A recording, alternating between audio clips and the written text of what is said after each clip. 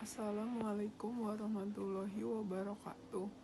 Perkenalkan, nama saya Rana Inza Madori dengan NPM 202046500548. Di sini saya akan menyelesaikan tugas ujian akhir semester.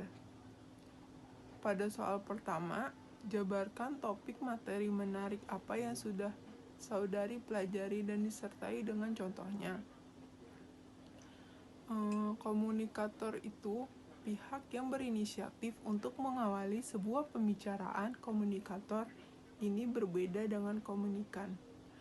Nah, komunikan ini pihak yang merespon pembicaraan komunikator. Sehingga kalau dilihat komunikator itu ada pada proses awal, sedangkan komunikan itu ada pada proses bagian akhiran, karena komunikan inilah yang menerima serta memberikan respon kepada komunikator. Dalam mewujudkan komunikasi yang efektif ini, seorang komunikator juga berperan dalam memberikan tanggapan, menjawab pertanyaan, dan juga masukan yang disampaikan oleh komunikan, baik secara langsung maupun tidak langsung. Seorang komunikator itu harus bertanggung jawab terhadap apa yang sedang dibahas, sehingga komunikator itu harus menguasai dan jangan sampai seorang komunikator itu memberikan pesan yang salah kepada komunikannya.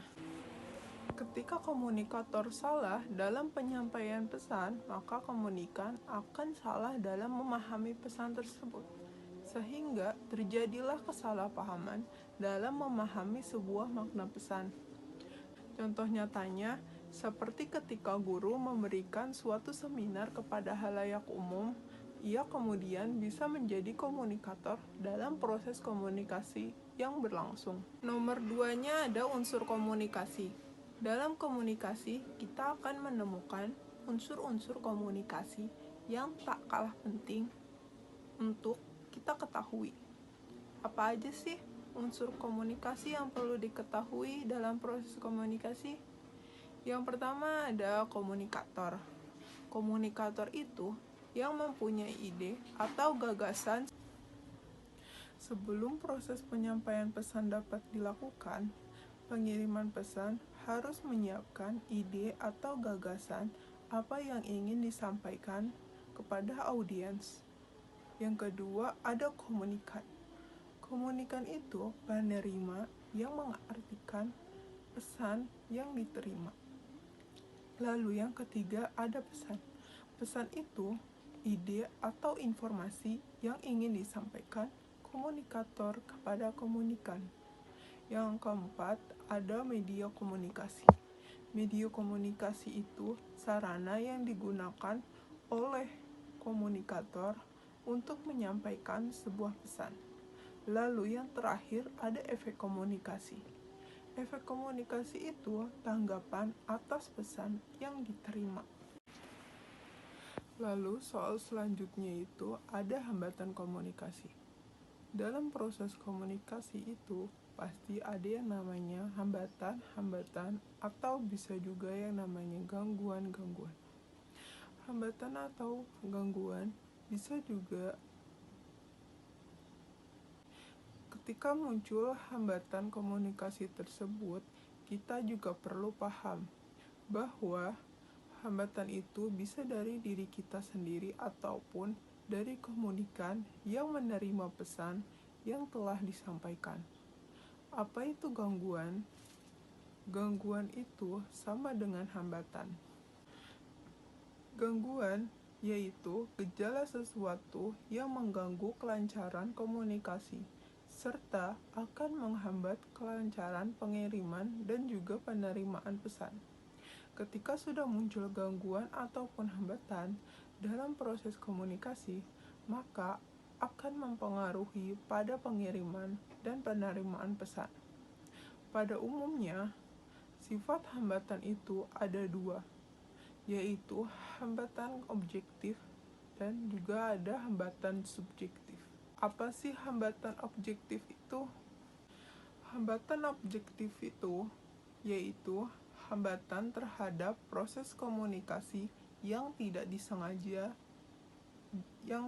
sengaja atau tidak dibuat oleh pihak lain.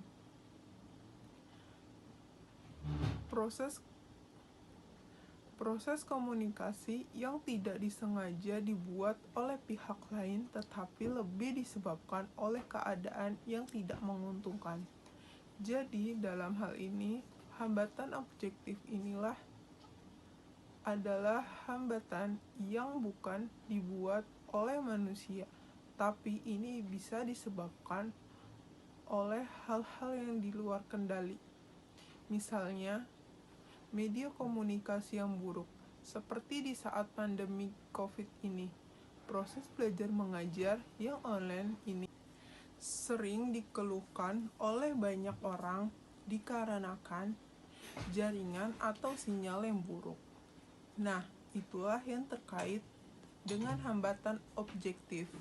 Setelah kita mengetahui tentang hambatan objektif, bahwa itu hambatan yang terjadi bukan karena manusia. Lalu selanjutnya ada hambatan subjektif, yaitu hambatan yang sengaja dibuat oleh orang lain sebagai upaya pertentangan, misalnya prasangka, iri hati, dan tamak. Lalu soal selanjutnya ada pesan pada karya dan kaitkan terhadap unsur-unsur komunikasi dan alasan pemilihan bentuk karya. Pesan menarik dari meme ini adalah agar orang tidak melakukan kegiatan di luar rumah dan tetap melaksanakan protokol-protokol kesehatan yang sudah diterapkan pemerintah. Lalu, di dalam meme ini mempunyai unsur-unsur komunikasi. Ada komunikator, yaitu saya yang telah membuat meme ini, atau diri saya sendiri, komunikator. Lalu, komunikannya yang melihat dan menyimak meme saya ini. Lalu, pesannya seperti yang saya sampaikan. Sebelumnya. Selagi masih terjadinya pandemi, ikutilah protokol-protokol yang ada. Alasan saya memilih meme ini tersebut untuk memberikan informasi agar orang-orang tidak melakukan kegiatan di luar rumah dan tetap melaksanakan protokol-protokol kesehatan yang sudah diterapkan pemerintah. Terima kasih atas waktunya. Mohon maaf bila ada kesalahan kata. Wassalamualaikum warahmatullahi wabarakatuh.